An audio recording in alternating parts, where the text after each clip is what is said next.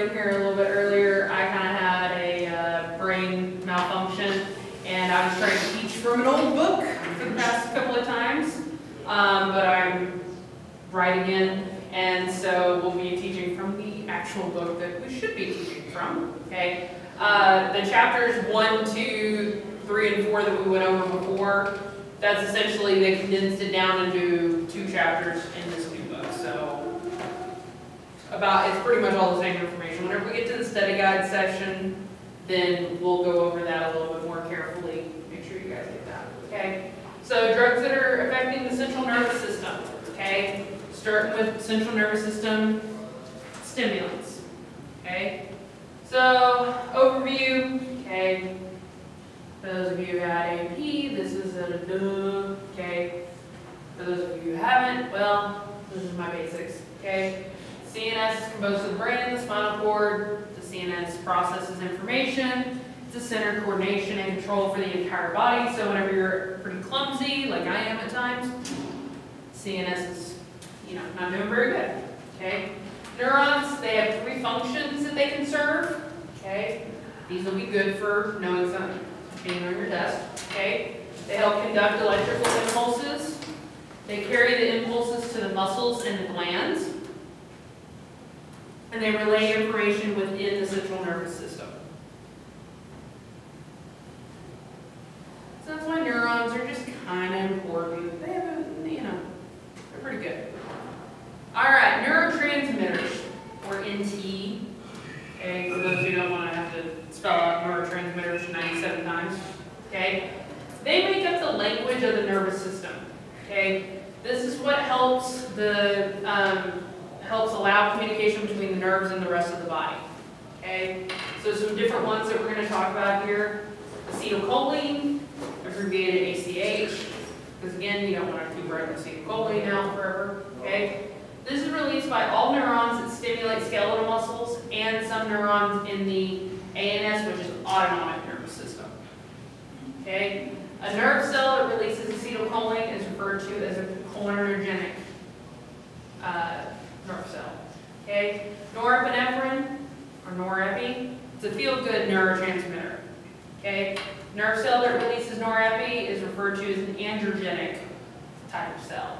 Okay, epinephrine, epi, adrenaline. Okay, another feel-good, stimulates the sympathetic nervous system, so it helps increase your heart rate, your blood pressure. Okay, it's also anything that releases epi is also going to be referred to as androgenic. So norepinephrine and epi go together.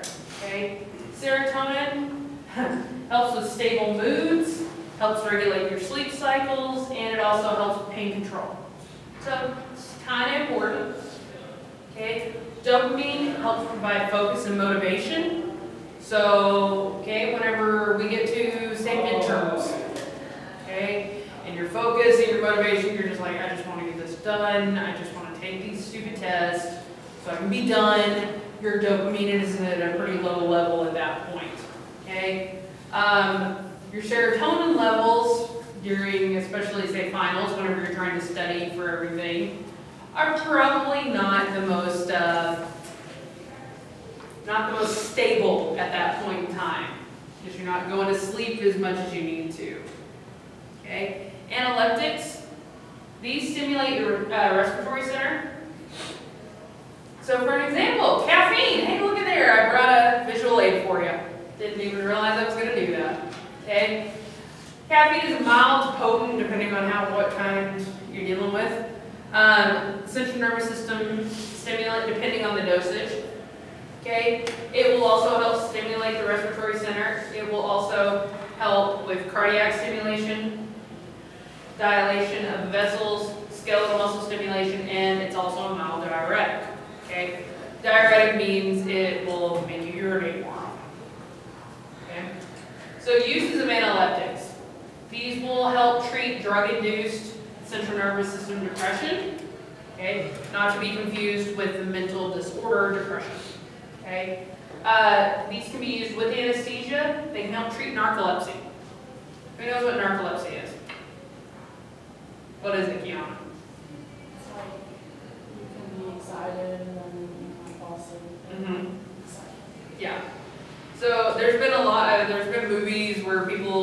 do stuff, but literally someone with narcolepsy could be talking and the next thing you know they could be asleep. That's just part of a fun thing, okay? Uses with analytics, they can also help with obstructive sleep apnea. Okay? Apnea, sleep apnea is where you're not getting enough breathing during sleep. And, you know, not breathing tends to be bad, tends to cause problems. So, try and avoid that. Okay, amphetamines. Okay, these have high abuse potential. They raise your blood pressure, they help you stay awake, and they affect your heart rate. Typically, they affect your heart rate by making it go up. Okay? Examples. These are the legal examples. Okay? Ritalin, Dexedrine, Adderall, all of those are amphetamines. Okay? Some uses. They can help short-term treatment of obesity. Okay? It's one of those that they found out, hey, look, this person has so much energy that they're willing to go exercise more during this time. Okay, cool. Great, short-term treatment. Okay. Used for helping narcolepsy. Okay. ADHD. Okay. With ADHD or ADD, it's an ironic, it's definitely a different interaction than what most people would think. Most people would think if you've got someone who is hyperactive, that you would probably not want to give them a stimulant because they will get even more hyperactive. Okay? With someone with ADD or ADHD, it actually does the opposite. It actually brings them back down. So, parents started figuring this out probably, well, before Ritalin and Adderall became the big deal. They would give their kids some caffeine, like a cup of coffee in the morning or something, and then they would go, oh my God, now I can deal with him or her. And they don't make me want to kill them. Okay? That's how some people figured out, oh my God, stimulants help. Oh, crap. Okay? They also help reduce motor restlessness, increase your mental alertness, your elevate mood. You can have mild euphoria, so you're thinking everything is really awesome. Reduce fatigue, okay? This used to be a big deal in military, where they would give pilots especially amphetamines to keep them awake, because they're flying multi-million, in some cases billion-dollar planes. Nobody really wants them to fall asleep. Okay? They don't want that for the pilot, but they sure as hell don't want that for that multi-million-dollar plane. Okay? So in some cases what they used to do, now they're saying that they don't use it anymore, who knows, I don't know. But they used to give pilots, especially because they would do maybe say a 12-hour mission or a 24-hour mission or whatever. Well, most of us in 24 hours are going to want to sleep sometime, okay, if not quite a bit of the time. So they would give them the amphetamines to make them stay awake, stay alert, which was okay, except for then whenever they got out of the plane and they tried to go to sleep, they couldn't because they were so stimulated. So then they had to give them depressants to make them go to sleep. It's a very vicious cycle very, very quickly. That's why they try not to do that anymore. Okay? Anorexiants, sorry. These suppress the appetite by acting on the hypothalamus. See the uses there, short-term treatment of obesity. Okay, some adverse effects with these. Okay, common headaches, dizziness, apprehension. So they're kind of, what's going on? Okay, disorientation, nervousness. Okay, hyperactivity, loss of appetite, weight loss. These can be with both of those other types as well. Or, the amphetamines and anorexians. Less common. Some people will have nausea, they'll have urinary retention, so they won't be able to go to the bathroom. Okay? Variations in heart rate. Okay? Think about, again, if we're talking about our pilot in a multi-million-dollar plane, you don't want that person to be dizzy, disoriented, nervous, and have variations in heart rate while flying that multi-million-dollar plane, possibly over people who they might have to bomb. Not the greatest choice, okay? Some contraindications, precautions, and interactions. So contraindications, like we were talking about the last time, those are when you do not want to take this medicine under pretty much any circumstances, okay? So precautions, interactions, a little different, okay? So contraindication would be a severe blood pressure. So if your blood pressure is already sitting at 200 over 120, holy crap, you're high, you're probably not going to get any of these stimulants, okay? Because it's probably going to cause you to stroke out and die, okay? Newborns, head injury or strokes, risk of physical dependence and addiction, especially with amphetamines, okay? Also with the anorexics as well. You don't want to take them with certain antidepressants, MAOIs and tricyclics, and we'll talk about what those are at a different time, but you'll see it a lot, okay? Addiction with CNS stimulants, okay? So amphetamines, anorexics can be abused. They have a potential for addiction, okay? Extreme psychological dependence can occur with amphetamines. So typically when using with kids with ADHD, this is why some parents choose not to medicate, because they are concerned about the long-term use with these, okay? And that there is a psychological and a physical dependence that can occur with these medications, okay? Again, with kids with ADHD, long-term use got to be followed by a gradual withdrawal. Trust me, especially at some of the levels that some ADHD kids are taking, if they just stop cold turkey, crapola. That's, wow. Okay, you thought that they were bad with the meds? Holy crap, wait until you see them with no meds. We had a kid actually a few years back, a baseball player, that he was ADHD. Yeah, you should know who he is and all, but I can't say his name. Well, he ran out of his meds. And he was always, yeah, there you go. He was always pretty hyperactive on a good day, okay? He was off of his meds because he ran out. It got so bad his teachers would not let him go to class. His teachers literally said, "You are a disruption in class. Until you are back on your medication, we cannot allow you in class." So then he came in the training room and sat there and bounced around like Tigger for about 2-3 days straight. And we're like, "Okay, you can't be in here either. Go home. Just go get your meds." Yeah, so then, then we sent him home to his roommates. I'm sure they loved us for that. Okay. Stimulants can cause insomnia and sleep disturbances, so you don't want to nap. You want to avoid other stimulants. This is part of the reason why I have insomnia, is my copious amounts of caffeine. But if it's that, or maybe not wanting to be awake, there's versus benefits. Okay. ADHD, typically they want to take that medication early in the day. Okay. Most people want to give this medication on school days when the kids have to focus. So whenever they're at home on Saturday, Sunday, it's not a school day. Some parents might not give as much medication to their kid.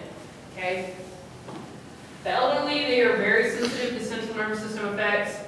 So you can see excessive anxiety, nervousness, insomnia, mental confusion. Okay. Amphetamines and anorexians. Typically, you want to take that medication early in the day to avoid the insomnia. If you take it too late, you're going to be up for the next few hours. Okay. These can mask extreme fatigue. You want to avoid and decrease your use of coffee, tea, carbonated beverages, because you're getting a massive amount of uppers in the first place. Okay. Caffeine, you don't want to use caffeine products to stay awake if you have a history of heart disease, high blood pressure, or ulcers. Okay. All of those will typically not be good with caffeine. Okay. Caffeine can actually increase your chance of further problems with heat illnesses and heart rate issues. So that's actually happened a lot, unfortunately, is Key, have you ever drank a Monster or a Red Bull or something like that before going out on practice? Or games, okay? Did your heart ever beat a little weird after whenever you did it? Yes. Yeah. Yeah, okay. Some people, it really affects them. Others, it depends on how much they might consume. Some people, it could be one drink of a Red Bull or a Monster or whatever, and they start having, their heart rhythm starts changing, okay? So this is one of the reasons why I try and tell my athletes, don't be taking Monsters and Red Bulls and all of those kind of things, especially while you're gonna go work out. I get why you wanna be alert, but there is a chance that your heart will sit there and literally start skipping beats and start doing all sorts of weird things, and then, oh no, you're down on the ground. What happened? Oh, he drank 5 Monsters before the game. Oh, yeah, that explains it. All right, well, call the ambulance because we got to do CPR now and try and get his heart back into a good rhythm. Okay? Not worth it.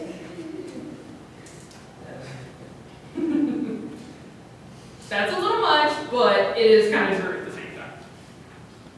All right, we're going to go into this chapter 5 too. We won't get through all of it, but we'll start on it. Okay, anticonvulsants and antiparkinsonian drugs. Okay, so some important terms in these can be vocab and matching on your upcoming test. Okay, a seizure. These are very by the book definitions. Okay, periodic attack of disturbed cerebral function. The brain stops working for a period of time, and then it goes back to working normally. Okay? Absent seizures. These have also been called petit mal seizures. Okay? They used to call things grand mal, petit mal. Now they're kind of getting into some other types of things. These are characterized by brief loss of consciousness. That's what LOC is. LOC, loss of consciousness. These can last a few seconds, and they can happen multiple times in a day. Depends on the person and what type of seizures that they have. Okay? Ataxia. This is the loss of control of voluntary movements. So think of Parkinson's patients whenever you're thinking of ataxia. Okay? Part of what we talk about is we use Michael J. Fox as a great example, unfortunately, of Parkinson's.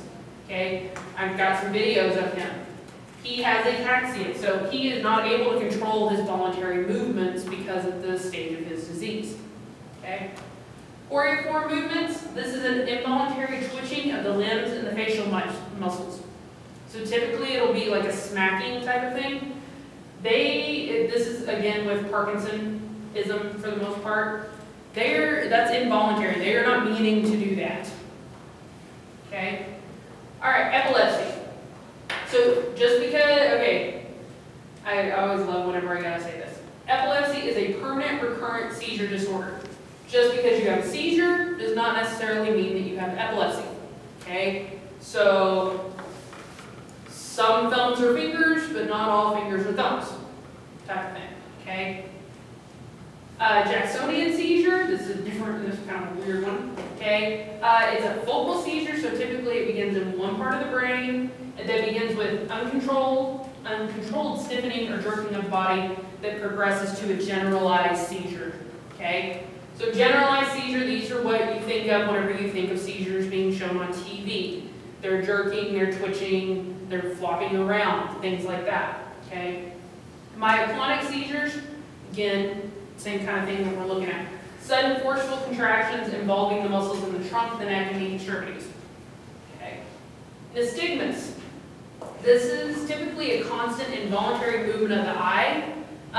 In this case, especially with seizures and Parkinson, we're talking about a side-to-side shift. It's, again, involuntary. Parkinsonism refers to symptoms of Parkinson's disease and Parkinson's-like symptoms that can be caused by certain drugs. They can also be caused by head injuries and encephalitis. Okay. Status epilepticus is an emergency medical condition characterized by continual seizure activity with no interruptions. Okay. This is Do not pass go, do not collect $200, call the ambulance immediately, get them to the ER. Okay? This keeps going, that's outrageously bad for the brain. Okay? Tonic-clonic seizure. So typically, an alternate contraction, that's the tonic phase, and then relaxation. Okay? These can have loss of consciousness and some abnormal behavior with them. So what's the difference between status epilepticus and epilepsy? So, okay, status epilepticus, so they already have epilepsy, so we know that they have a history of seizures. Status epilepticus, okay, maybe they have a seizure, and typically their seizure lasts 2 minutes, and then it stops. Okay? In status epilepticus, they have a seizure, but it doesn't stop, it just keeps going. Or, in some cases, it will stop for, say, a few seconds, and then start going again. That's status epilepticus. So, it's the seizure, and it's pretty much going almost continually. There may be some very small interruptions, but usually not very much. For like how long? In some cases, it'll last hours in some cases. If it's not treated, it can last hours. And do they just give them a drug to stop that? Say that again. Give them a drug to stop that? Yeah, typically a sedative and an anticonvulsant. Between those two things, most of the time, that will cause status epilepticus to stop. And key to answer your question, will you die if this keeps going? Yes.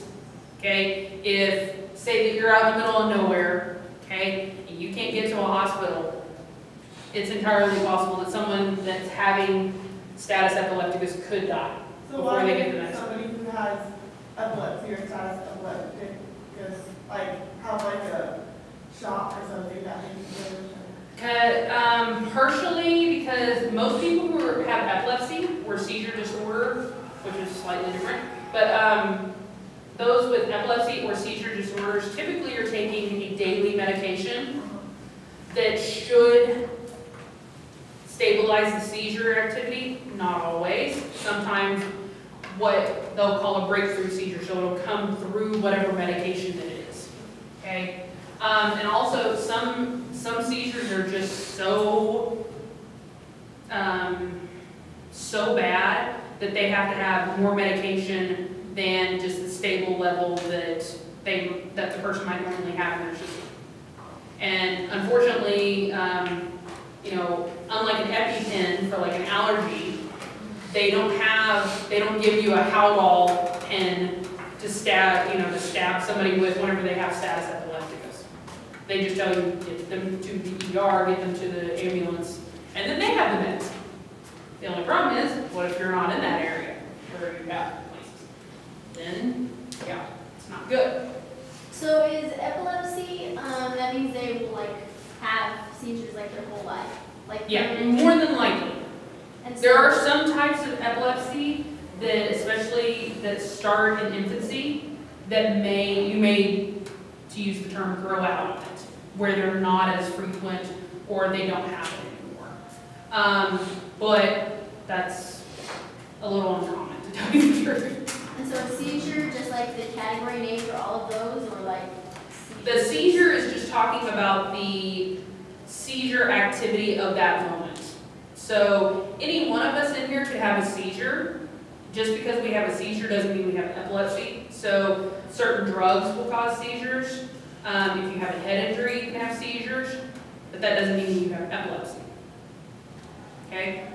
Did I answer that question? So does that mean like I can have a seizure and it needs to fall under any one of those other names that you listed, or it can just be a seizure? It could just be a seizure. It could also have characteristics of some of those others. Like you could have an absent seizure, okay, which is different than a tonic-clonic, which ironically are the videos that we're actually going to watch to kind of show you a little bit, because if you've never been around somebody with seizures, most people think it's the movie version of they're sitting here and they're doing good, and all of a sudden they're jerking uncontrollably all over the place, and they're thrashing around on the ground and things like that.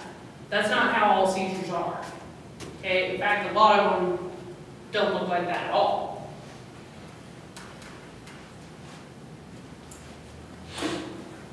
So this is an absent seizure.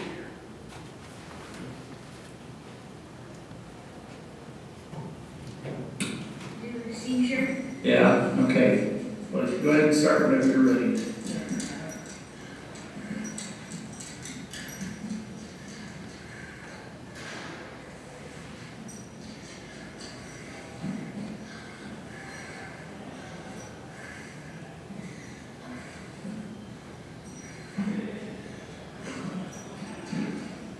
This blowing is actually causing lack of oxygen to the brain, so it will actually trigger a seizure. They'll do this in kids to try and see if it's actually a seizure or not.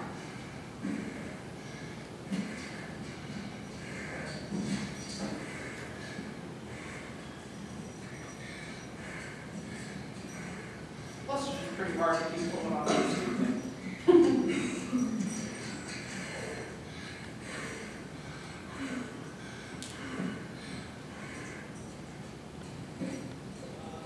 Tyler. Tyler.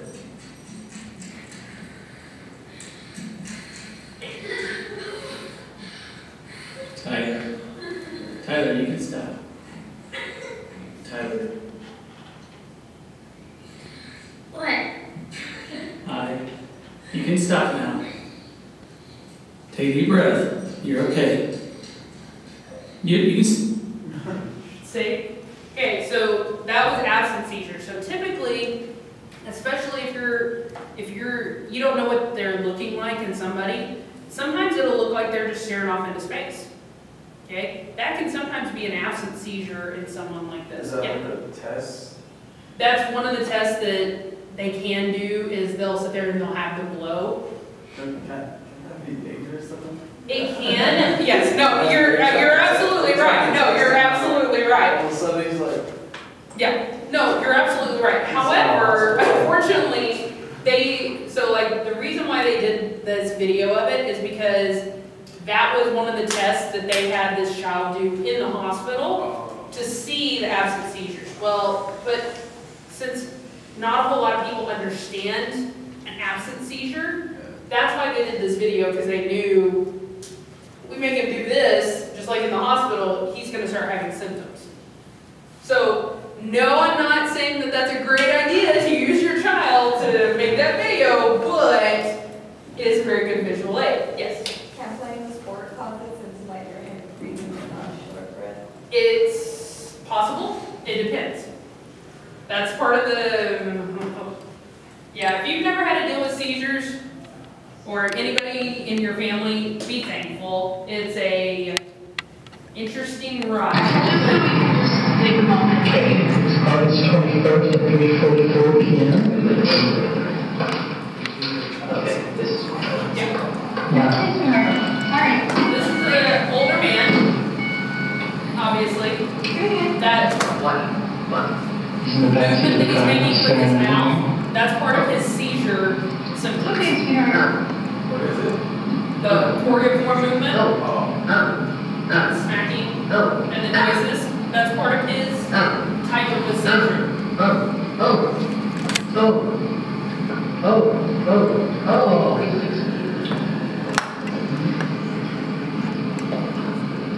He's rubbing his right leg with his right hand.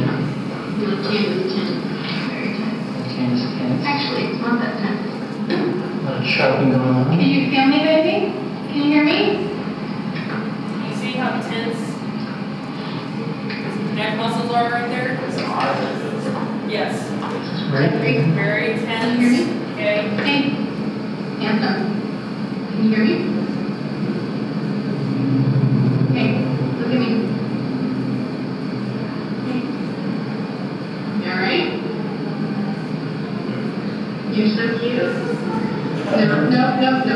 No. We're going home. That stays on. That stays on. Because it's the law, remember? You're gonna wait. Put it back on. I think we just keep driving it. If you drive it. Put your seatbelt on so we can go. We're gonna go potty. We're gonna go find a potty, okay? Put your seatbelt back on. You're gonna need to wait. Stop. Hands off. And this is why we're happy that they have child safety laws. Because he's actively trying to You're not going get to. out of here.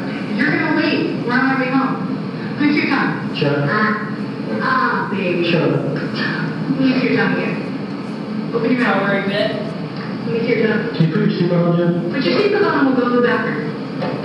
Girl, it's wrong, you can't do that. Stop. Yeah, Stop. good is coming. That's Stop. pretty common. You're gonna break the car. Stop. Let me see your tongue. See your tongue. All the way up. You baby. Put your seatbelt on and we'll go find a restroom.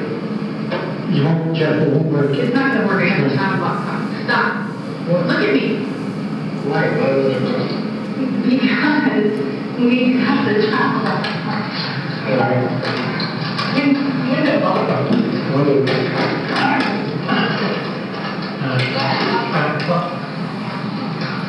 We're not getting out yet. We're gonna wait. Hey, stop, Jeffrey. I'm gonna make that if you don't knock it off. I'm gonna You're gonna wait a minute. You had a seizure. Stop. You had a seizure. Do you hear me? Stop.